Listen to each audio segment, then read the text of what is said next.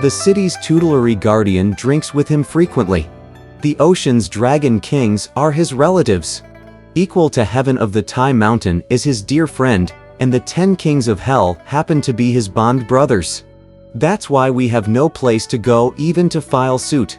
Tripitaka said, Your Majesty, if you cannot bring suit against him in the region of darkness, why do you come here to the world of light? O Master, said the man, you think that this slip of a wronged soul would dare approach your gate?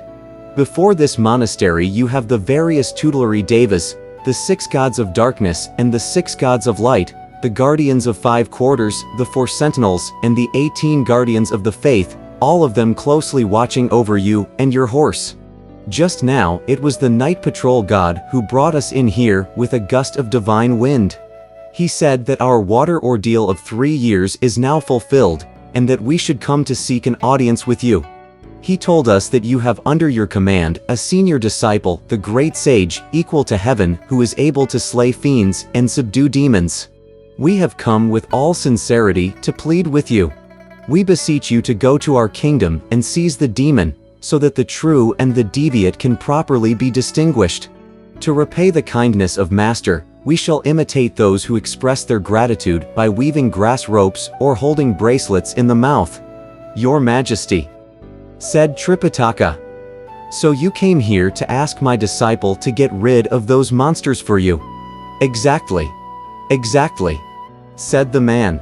Tripitaka said, My disciple may not be good in doing something else, but if you ask him to subdue demons and catch fiends, the work will suit him to a T.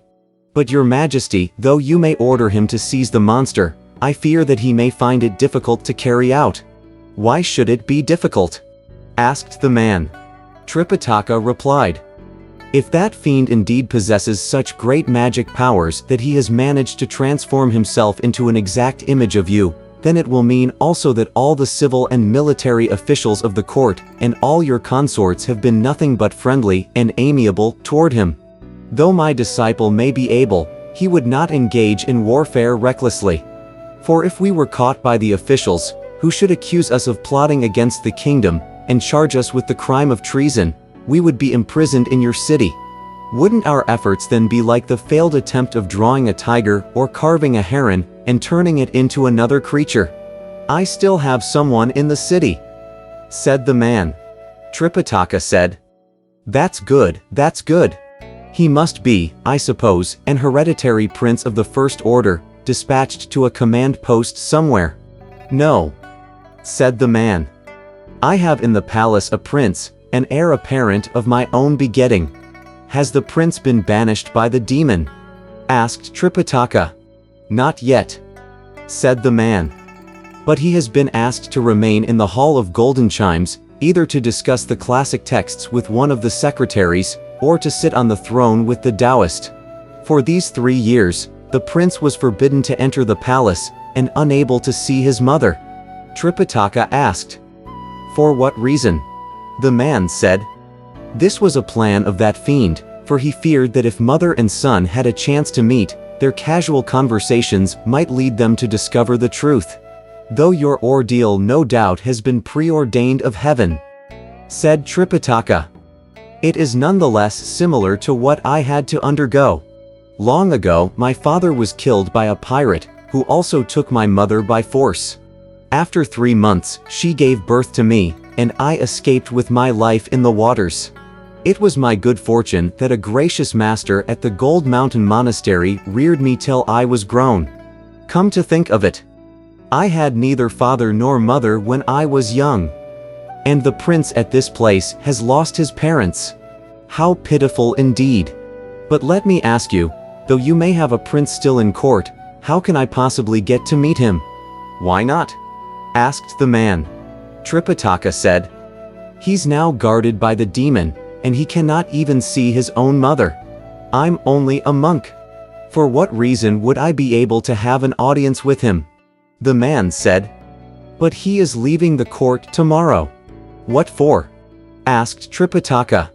The man said, During the time of the early court tomorrow, the prince plans to lead 3,000 men and horses, together with falcons and dogs, to go hunting outside the city.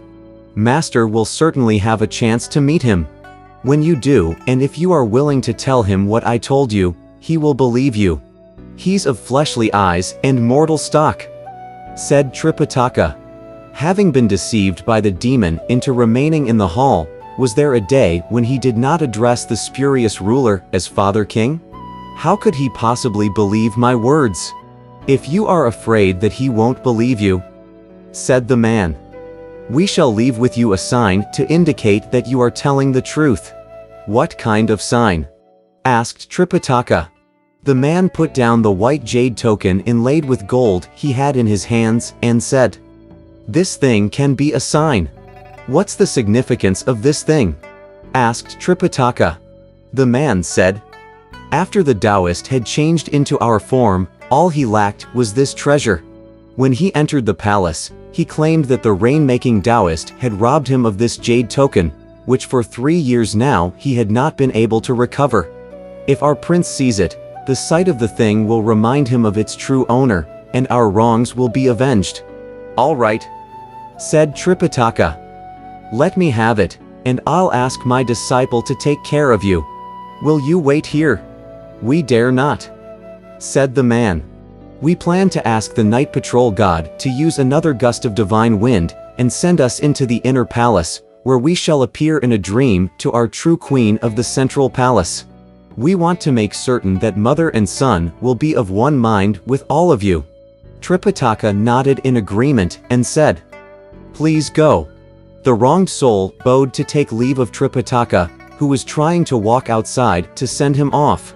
Somehow he tripped and fell, and when Tripitaka woke up with a start, it was all a dream.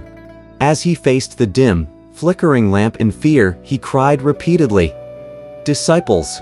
Disciples! What's all this hollering for the local spirit?" Mumbled 8 Rules, beginning to stir. "I used to be a man of might dedicated to passing my days by devouring humans, and I love the taste of blood and meat.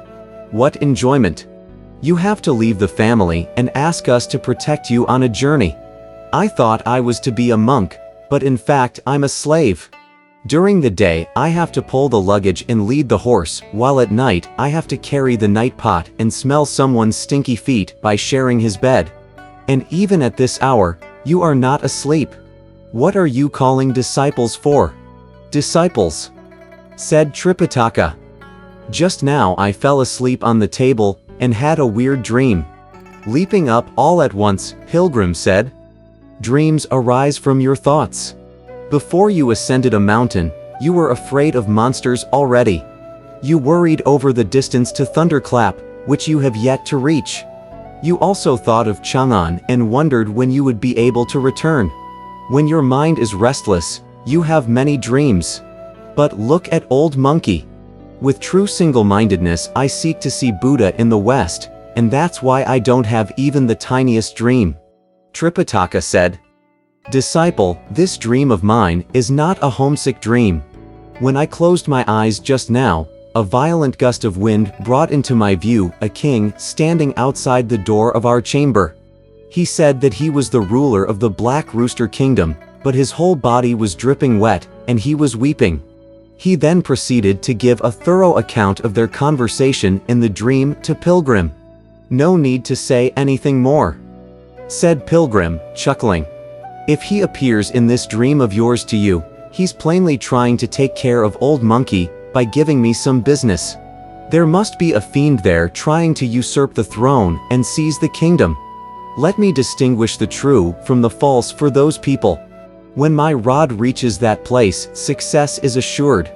"But, disciple," said Tripitaka. "He said that the fiend has great magic power." "Don't be afraid of whatever greatness he has," said Pilgrim. "Just remember that when Old Monkey arrives, he'll have no place to run." Tripitaka said, "I also remember that he left us something as a sign." "Master, don't fool around," said 8 Rules. "It's just a dream. Why keep up this chit-chat?" Sha Monk said, "As the saying goes, don't believe the honesty of the honest. Guard against the unkindness of the kind. Let us fetch some torches and open our door, then we can see what has happened." Pilgrim indeed opened the door, and as they looked together, they saw in the light of the stars and moon there was truly a white jade token inlaid with gold placed on the steps. 8 Rules walked forward and picked it up, saying, "Elder brother, what is this?" "This is a treasure usually held by a king," said Pilgrim. "And it's called a jade token. Master, since we do have such a thing, the matter of your dream has to be true. You can depend entirely on Old Monkey for catching the fiend tomorrow. But I want you to face 3 unlucky things." "Fine. Fine. Fine," said 8 Rules. "It's enough to have a dream. You have to tell him about it, too. Since when has this fellow failed to play tricks on people? Now he wants you to face 3 unlucky things." As he walked back inside, Tripitaka asked, "What 3 things?" Pilgrim said, "Tomorrow, I want you to take the blame, take abuse, and catch the plague. Just one of these is bad enough," said 8 Rules, laughing. How could one bear all 3 of them? The Tang monk, after all, was an intelligent elder.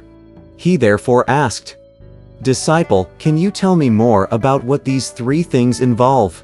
"No need to tell you," said Pilgrim. "But first let me give you these 2 objects. Dear great sage." Pulling off one of his hairs, he blew on it a mouthful of divine breath and cried, "Change."